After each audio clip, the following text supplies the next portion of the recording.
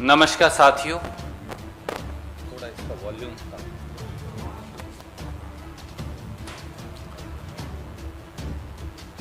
आज एक बहुत ही गंभीर विषय लेकर हम आपके बीच में उपस्थित हैं। हिंदुस्तान के विपक्ष के नेता, राज्यसभा में कांग्रेस पार्टी के नेता आदरणीय मल्लिकार्जुन खड़गे साहब, लोकसभा में कांग्रेस के नेता आदरणीय अधीर रंजन चौधरी साहब और हम सब आज इस देश में संविधान और कानून दोनों की हत्या मोदी सरकार द्वारा कैसे की जा रही है, प्रजातंत्र को पांव तले कैसे रौंदा जा रहा है, देश के नागरिकों के मौलिक अधिकारों को कैसे दबाया जा रहा है, उसकी व्याख्या लेकर आपके बीच में आए हैं। मोदी सरकार ने देशद्रोह किया है। मोदी सरकार ने राष्ट्रीय सुरक्षा से खिलवाड़ किया है। श्री राहुल गांधी समेत देश के विपक्षी नेताओं, देश के सम्मानित अलग अलग मीडिया संगठनों के पत्रकारों और संवैधानिक पदों पर बैठे लोगों की जासूसी करवाई है।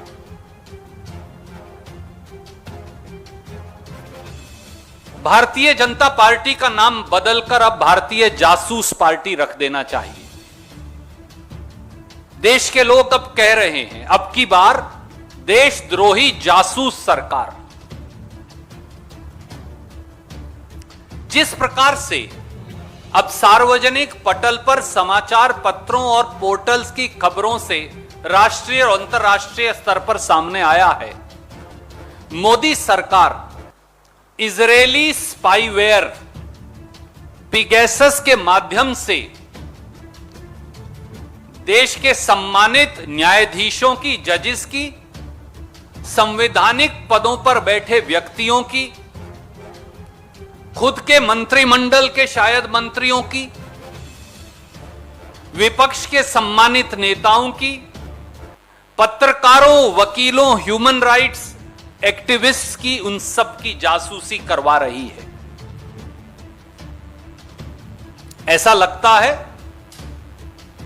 कि मोदी सरकार ने स्वयं देश के संविधान पर हमला बोल रखा हो, कानून के शासन पर हमला बोल रखा हो, मौलिक अधिकारों पर हमला बोल रखा हो और संविधान की शपथ जो ली थी सरकार ने, उस शपथ को भी दबाकर उस पर भी हमला बोल रखा हो।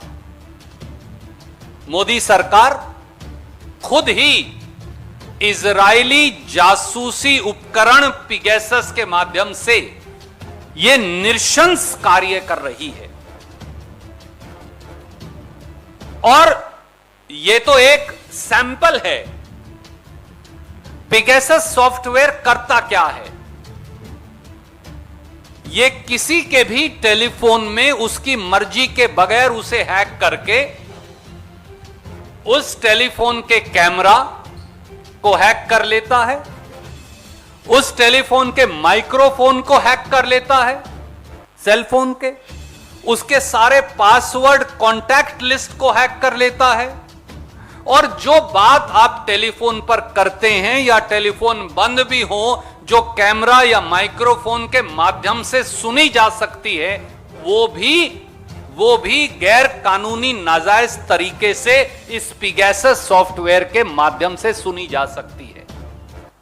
देशवासियों, आप में से किसी के टेलीफोन के अंदर भी नाजायज तौर से यह इजरायली सॉफ्टवेयर पिगैसस मोदी सरकार डाल सकती है। आपकी बेटी, आपकी पत्नी के टेलीफोन के अंदर यह डाल सकती है। आप अगर बाथरूम में फोन लेकर जा रहे हैं, अपने कमरे के अंदर शयन कक्ष में आपके फोन है, तो आप क्या वार्तालाप कर रहे हैं, आपकी बेटी, आपकी पत्नी, आपका परिवार क्या वार्तालाप कर रहा है, वो सब अब मोदी सरकार सुन सकती है, जिसके फोन के अंदर भी पिगैसस का सॉफ्टवेयर डाल दिया जाए। ये इसका परिणाम है। अगर ये देशद्रोह नहीं, अगर ये राष्ट्रीय सुरक्षा से खिलवाड़ नहीं, तो क्या है? और न्यूज रिपोर्ट्स तो अब ये भी कह रही हैं कि केवल पत्रकारों, विपक्ष के नेताओं और खुद के मंत्रियों के नहीं, देश की सुरक्षा एजेंसियों के जो हेड्स हैं, जो हमारी सुरक्षा करते हैं, जो देश की सीमाओं की सुरक्षा करते हैं, मोदी सरकार उनकी भी जासूसी कर रही थी। अरे किसी को तो बख्श दिया होता। राहुल गांधी जी की भी जासूसी और खुद के मंत्रियों की भी जासूसी। आप जो कैमरे के आगे और पीछे हैं, आपकी भी जासूसी, और देश की रक्षा करने वाले हमारे सिक्योरिटी फोर्सेस के हेड्स की भी जासूसी। क्या किसी सरकार ने इससे ज्यादा शर्मनाक कुकृत्य कभी किया होगा? और इसके सबूत अब हैं। और देश में जो मुख्य चुनाव आयुक्त हैं, चीफ इलेक्शन कमिश्नर, जो पूर्व चीफ इलेक्शन कमिश्नर हैं अशोक लवासा जी, उनकी भी जासूसी, मीडिया ऑर्गेनाइजेशंस की भी जासूसी, जिनके नाम अब तक सामने आए हैं और अभी बहुत नाम होंगे।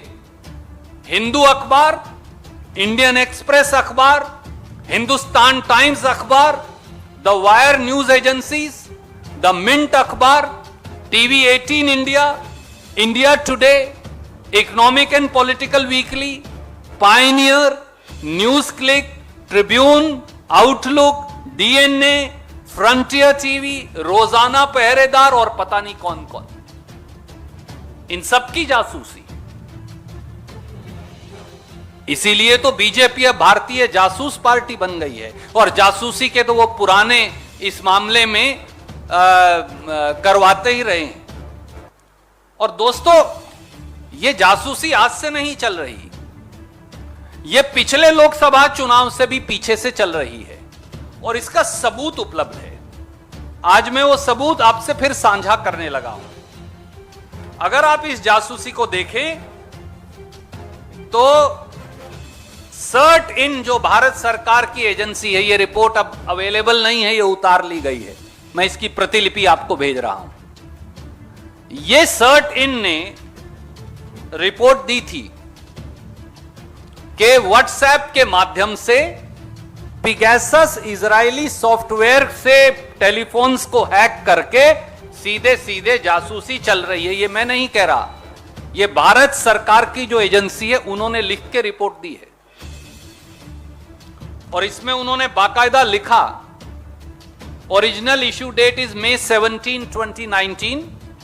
A vulnerability has been reported in WhatsApp which could be exploited by a remote attacker to execute arbitrary code on the affected system. और ये बाकायदा ट्रैकर न्यूज और सब कुछ इसके अंदर दिया है। अब साथियों, सवाल ये है कि ये पिगैसस है क्या?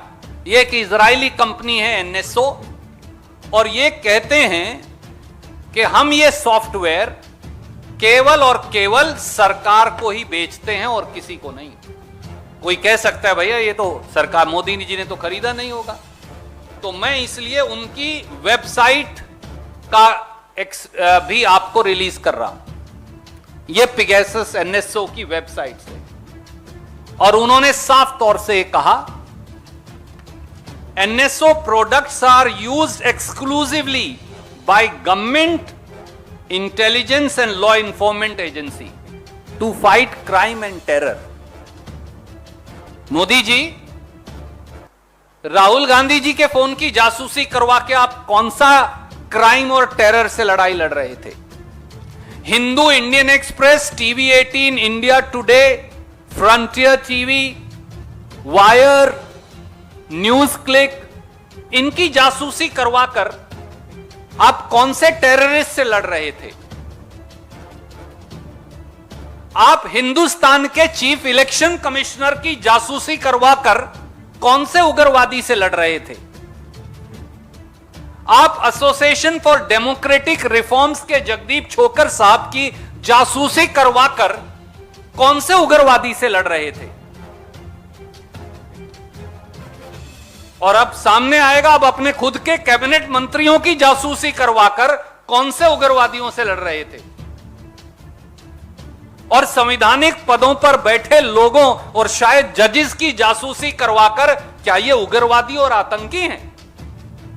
और राहुल गांधी जी के स्टाफ की जासूसी करवाकर, अब 5 लोगों के उनके स्टाफ के भी नाम सामने आए, तो आप कौन से उग्रवादी से लड़ रहे थे? क्योंकि ये पिगेसस का सॉफ्टवेयर तो केवल आपको बेचा गया, सरकार को बेचा गया और आपने खरीदा।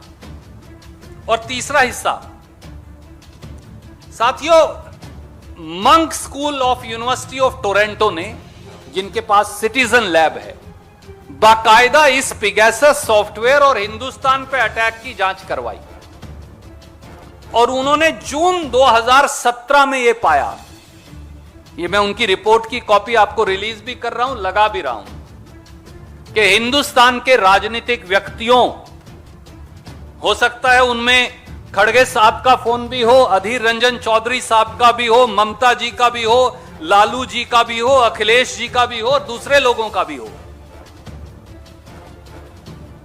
उन सबको अटैक किया गया था 2017 में पिगेसस सॉफ्टवेयर के माध्यम से। यह वो रिपोर्ट की कॉपी है जो मैं आपको रिलीज कर रहा हूं।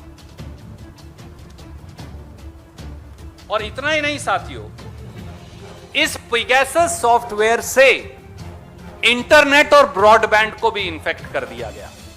यानी इस देश के लोग अपने टेलीफोन पर, यूट्यूब पर क्या देखते हैं, आपकी बेटी, आपकी पत्नी, आप स्वयं, आपका बेटा ब्रॉडबैंड पर, यूट्यूब पर, टेलीफोन पर क्या देखते हैं, क्या सर्च करते हैं, उस पर भी मोदी सरकार नजर रख रही है।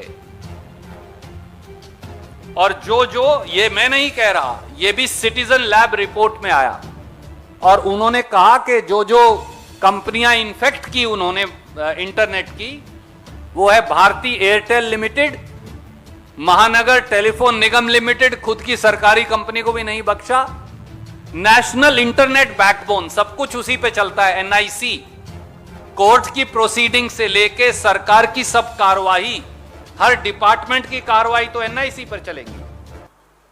Hathaway cable internet, Star broadband services, Atria convergence technologies private limited, ये कागज भी मैं आपको रिलीज कर रहा हूं, ये सब भी इन्फेक्ट हो गया। और आज भी मोदी सरकार झूठ बोल रही है। आज भी आईटी मंत्री ने कह दिया हमारा तो कोई लेना देना ही नहीं, एनएसओ और पिगेसस को हम तो जानते ही नहीं, उन्होंने तो बयान ही दे दिया। शायद मंत्री जी, अगर आप कांग्रेस के कॉलिंग अटेंशन में पुराने आईटी मिनिस्टर का 28 नवंबर 2019 का जवाब पढ़ लेते तो इतना झूठ संसद को ना बोलते। ये मैं इस देश के फॉर्मर आईटी मिनिस्टर रविशंकर प्रसाद का संसद का जवाब दिखा रहा हूं आपको, जो कांग्रेस के कॉलिंग अटेंशन मोशन पर राज्यसभा में उन्होंने दिया। और वहां उन्होंने 3 बातें मानी। पहली बात कि 121 आदमियों के नाम उनके पास आए हैं हिंदुस्तान के, जिनके टेलीफोन को पिगेसस इजरायली जासूसी यंत्र से हैक किया गया है।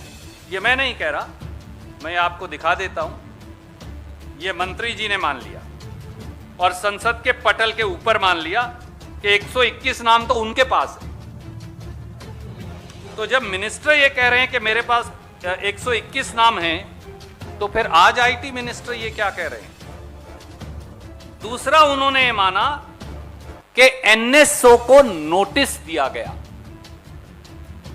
नवंबर 2019 में, यह भी उन्होंने मान लिया। यह है अभी तक व्हाट्सएप ने हमें 121 नाम, ये देखिए, तो ये तो खुद ही मानते थे। नवंबर 2019 में भारत सरकार ने संसद के पटल पर माना और उसके बाद यह भी कहा कि हमने एनएसओ को नोटिस दिया है। मैं आपको वो लाइन पढ़कर बता देता हूं। श्री रविशंकर प्रसाद, हमने तो आपको पहले ही कहा था कि एनएसओ को भी नोटिस दिया है। तो भैया उस नोटिस का क्या हुआ वैष्णव साहब? या आपको सरकार बता नहीं रही? नए नए आईटी मिनिस्टर बने हो, आप कह रहे हो हमारा पिगेसस के बारे में जानकारी नहीं, आपके मंत्री कह रहे हैं 121 नाम है, हमने तो एनएसओ को नोटिस दिया है। अब कौन सा मंत्री झूठ बोल रहा है? पुराने वाला झूठ बोल रहा है या नया वाला झूठ बोल रहा है? इसलिए हमारे सीधे सीधे 6 सवाल हैं और आदरणीय खड़गे साहब और उसके बाद अधीर रंजन जी अपनी बात कहेंगे। पहला, is spying on India security forces, judiciary, cabinet ministers, opposition leaders including Shri Rahul Gandhi, journalists and other activities through a foreign entity's spyware, not treason and a inexcusable dismantling of national security। क्या हिंदुस्तान में मुख्य चुनाव आयुक्त, विपक्ष के नेता समेत श्री राहुल गांधी, खुद के कैबिनेट मंत्रियों, पत्रकार साथियों, एक्टिविस्ट और इन सब की जासूसी करवाना अगर देशद्रोह नहीं और राष्ट्रीय सुरक्षा से खिलवाड़ नहीं तो क्या है? दूसरा सवाल, क्या 2019 के लोकसभा चुनाव से पहले और उसके बाद प्रधानमंत्री श्री नरेंद्र मोदी जी और उनके गृह मंत्री अमित शाह जी और उनकी सरकार जासूसी करवा रही थी? और तीसरा, भारत सरकार ने यह इजरायली जासूसी सॉफ्टवेयर पिगेसस कब खरीदा? क्या इसके लिए होम मिनिस्टर अमित शाह जी ने अनुमति दी या प्रधानमंत्री जी ने अनुमति दी? और कितना हजार करोड़ रुपया खर्च हुआ या कितने सैकड़ों रुपया खर्च हुआ और वो पैसा कहां से आया? चौथा, अब यह साफ है कि अप्रैल मई 2019 में, ये देखिए ये सर्ट इनकी रिपोर्ट है, भारत सरकार को इस सॉफ्टवेयर की जानकारी थी। तो 2019 से 2021 के बीच में मोदी जी अगर आपको जानकारी थी तो आप और अमित शाह जी चुप क्यों रहे? भारत सरकार ने रहस्यमयी चुप्पी, षड्यंत्रकारी चुप्पी क्यों साध रखी है? और पांचवा सवाल, देश में आंतरिक सुरक्षा के जिम्मेवार तो अमित शाह हैं, तो माननीय अमित शाह को एक सेकंड भी क्या अपने पद पर बने रहने का अधिकार है? उन्हें बर्खास्त क्यों नहीं किया जाना चाहिए? क्योंकि यह सब तो उनकी देखरेख में हो रहा है। जासूसी कांड जो है इस देश का, वो तो अमित शाह जी की देखरेख में हो रहा है। और आखिरी, क्या प्रधानमंत्री की भूमिका की जांच नहीं होनी चाहिए? ये कुछ प्रश्न है। अब इससे पहले कि हम आपके प्रश्न लें, मैं आदरणीय खड़गे साहब से अनुरोध करूंगा, क्योंकि इसने पूरे देश को, इस जासूसी कांड ने पूरे देश को हिला दिया है।